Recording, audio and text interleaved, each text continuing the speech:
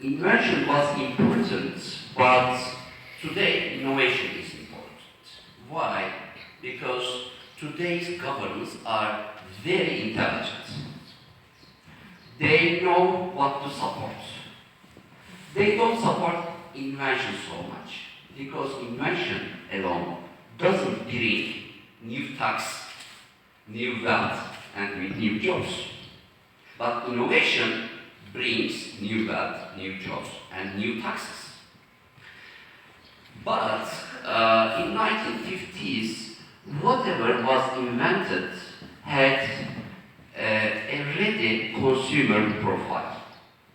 You didn't need a set of skills to carry your invention to markets and convert it to innovation.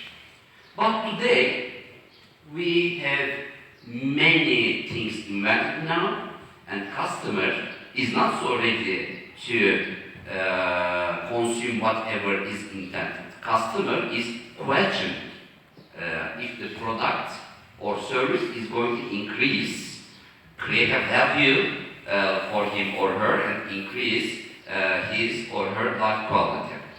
So today we have a very important catalyzer between the invention and innovation.